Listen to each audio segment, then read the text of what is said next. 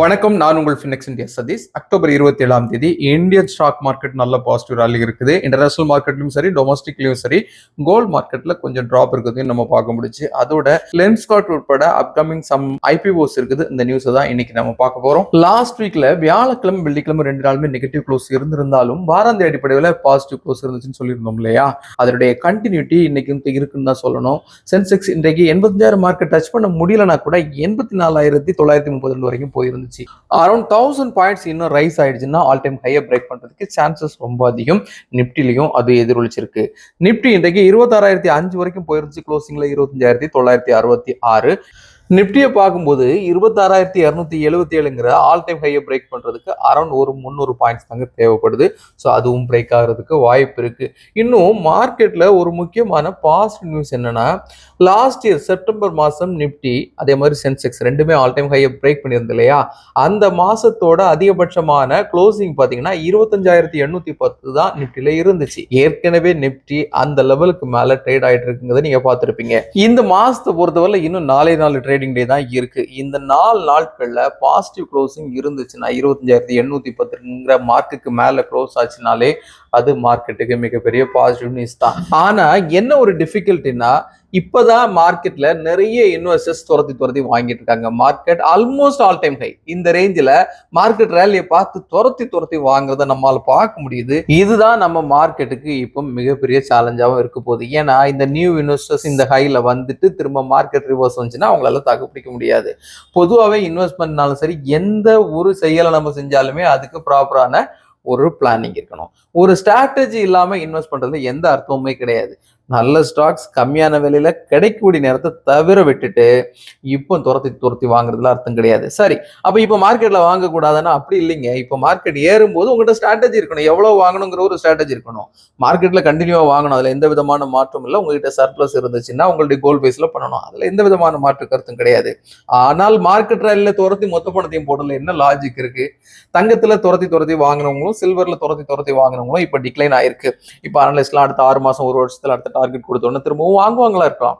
ஆனால் உங்ககிட்டயே சுயமாவே என்ன ஸ்ட்ராட்டஜிக்ல நீங்க எதுக்காக பண்றீங்கிற ஒரு திட்டம் இருக்கணும் இல்லையா?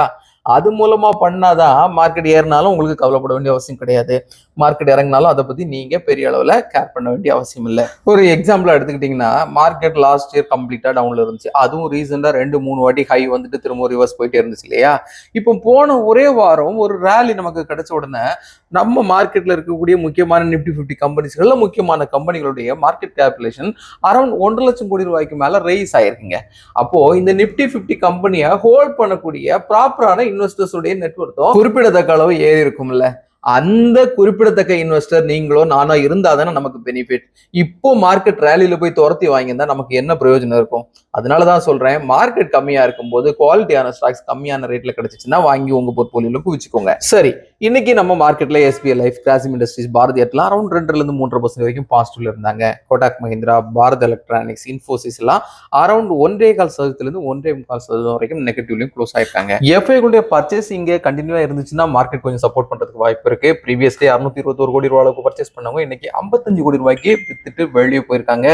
இந்தியன் ரூபியும் லாஸ்ட் வீக்கை கம்பேர் பண்ணும்போது வீக் ஆயிருக்குங்க.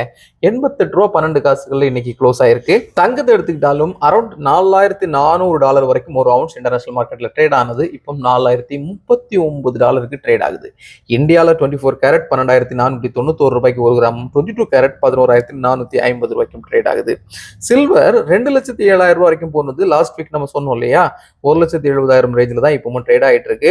$54 வரைக்கும் போன சில்வர் அரௌண்ட் $47.4 ட்ரேட் ஆயிட்டு இருக்கு. அப்கமிங் ஐபிஓஸ்ல ஸ்டுட்ஸ் அக்சசரிஸ் 30ஆம் தேதி தொடங்குது, லெங்க்ஷாட் 31ஆம் தேதி தொடங்குது, கேம் சேஞ்சஸ் 4th நவம்பரும், ஊர்கலா 6th நவம்பரும், ஸ்ரீஜி குளோபல் 12th நவம்பரும் ஸ்டார்ட் ஆகுது.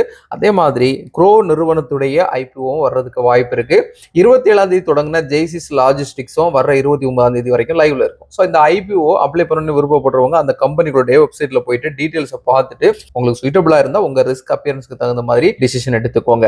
இன்னைக்கு நம்ம மார்க்கெட்டோட முக்கியமான அப்டேட்ஸ் இவ்வளவுதாங்க. நாம எப்பவும் சொல்ற மாதிரி இது முழுக்க எஜுகேஷனல் பர்பஸ் மட்டும்தான், நாட் ரெக்கமெண்டேஷன். நாங்க இங்க சொல்லிட்டோம் அப்படிங்கிறதுக்காக நீங்க டிசிஷன் எடுக்காம உங்க சொந்த பகுப்பாய்வுல உங்க ரிஸ்க் அப்பீலுக்கு எது சூட்டபிள் ஆகுங்கிறத நீங்க தான் முடிவு எடுக்கணும். டிசிஷன் மேக்கிங் உங்க கையில இருக்குங்கிறத மறந்துட்டு யூடியூப் சேனல்ல சொல்லியிருக்காங்க, நியூஸ் சேனல்ல சொல்லியிருக்காங்க, அல்லது ஏதோ ஒரு ஃபேக் அட்வைசரி வருதுங்கிறதுக்காக அதுக்கு பின்னால போய் உங்க பணத்தை தொலைச்சிடாதீங்க.